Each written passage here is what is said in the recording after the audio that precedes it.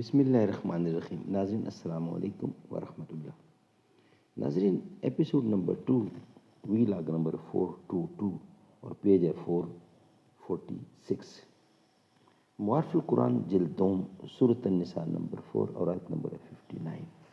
اور ناظرین یہ ہیڈنگ چل رہا ہے معارف و مسائل.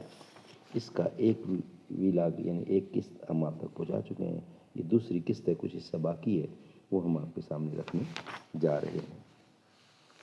ناظرین اس کتاب کا ٹائٹل ہے معارف القرآن جلد نمبر 2 سورۃ آل عمران سے لے کر سورۃ النساء تک، پارہ نمبر 3 کا رکوع نمبر 9 سے لے کر پارہ نمبر 6 کا رکوع نمبر ہے 4. رائٹر اس کتاب کے حضرت مولانا مفتی محمد شفیع صاحب عثمانی رحمۃ اللہ علیہ ہم آپ کے سامنے رکھ رہے ہیں. نحمده ونصلي على رسوله الكريم. بسم الله الرحمن الرحيم. قال النبي صلى الله عليه وسلم خيركم من تعلم القرآن وعلمه. بہترین لوگ وہ ہیں جو خود بھی قرآن پڑھیں، دوسروں کو پڑھائیں، سکھائیں اور لکھائیں. کوئی تو سود چکائے، کوئی تو ذمہ لے اس انقلاب کا جو آج تک ادھار سا ہے. رنگ محفل چاہتا ہے ایک مکمل انقلاب، چند شمعوں کے بھڑکنے سے سحر ہوتی ہے.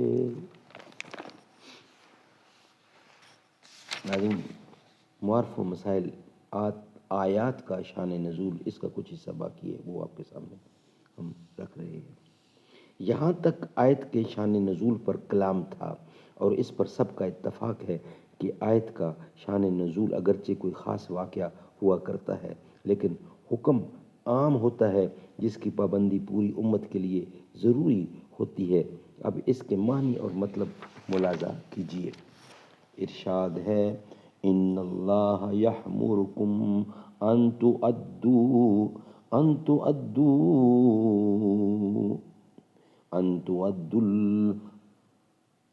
الامانۃ الی اہلہا.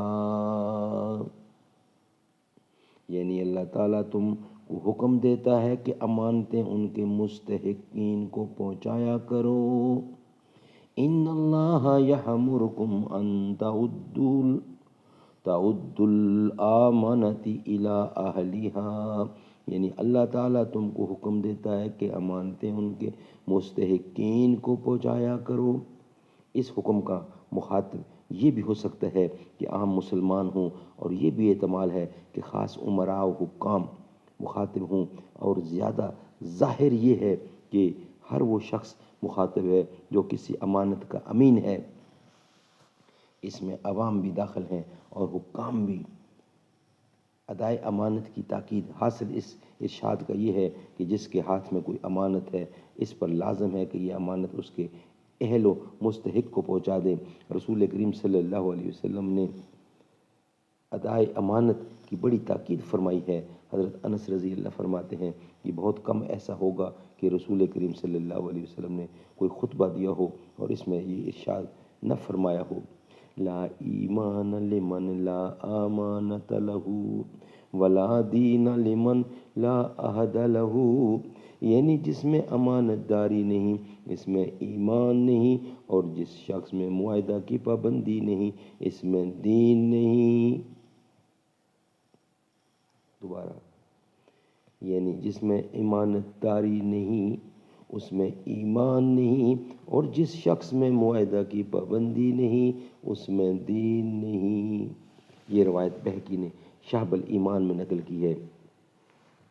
خیانت نفاق کی علامت ہے. بخاری اور مسلم میں حضرت ابو ہریرہ اور ابن عمر رضی اللہ عنہ سے روایت ہے کہ رسول کریم صلی اللہ علیہ وسلم نے ایک روز نفاق کی علامتیں بتلاتے ہوئے ایک علامت یہ بتلائی کہ جب امانت اس کے پاس رکھی جائے تو خیانت کرے. امانت کی قسمیں. اس جگہ یہ بات غور طلب ہے کہ قرآن حکیم نے لفظ امانت بصیغہ جمع بصیغہ جمع استعمال فرمایا ہے، جس میں اشارہ ہے کہ امانت صرف یہی نہیں کہ کسی کا کوئی مال کسی کے پاس رکھا ہو جس کو عام طور پر امانت کہا جائے اور سمجھا جاتا ہے، بلکہ امانت کی کچھ اور قسمیں بھی ہیں جو واقعہ آیات کے نزول کا ابھی ذکر کیا گیا ہے۔ خود اس میں بھی کوئی مالی امانت نہیں۔ بیت اللہ کی کنجی کوئی خاص مال نہ تھا، بلکہ یہ کنجی خدمت بیت اللہ کے ایک عہدہ کی نشانی تھی۔ ناظرین، یہ ویلاگ ہمارا یہاں کمپلیٹ ہوا۔ نیکسٹ ویلاگ میں ہم آپ کے سامنے رکھیں گے حکومت کے مناسب اللہ کی امانتیں۔ یہ ویلاگ ہمارا یہاں مکمل ہوتا ہے۔ نہ ایسی زلفیں نہ ایسا چہرہ، نہ یوں کسی پہ شباب ہوگا، جواب ہوں گے سبھی کے لیکن نہ مصطفیٰ کا جواب ہوگا۔ بروز محشر حسین سارے جو ہوں گے یکجا مقابلے کو، قسم خدا کی بروز محشر بلال کا انتخاب ہوگا۔ جو زلف بکھرے تو رات ہوگی، جو چہرہ نکلے تو دن چڑھے گا، پسینہ ان کا گرے گا جس پر وہی تو ذرہ گلاب ہوگا۔ نہ ایسی زلفیں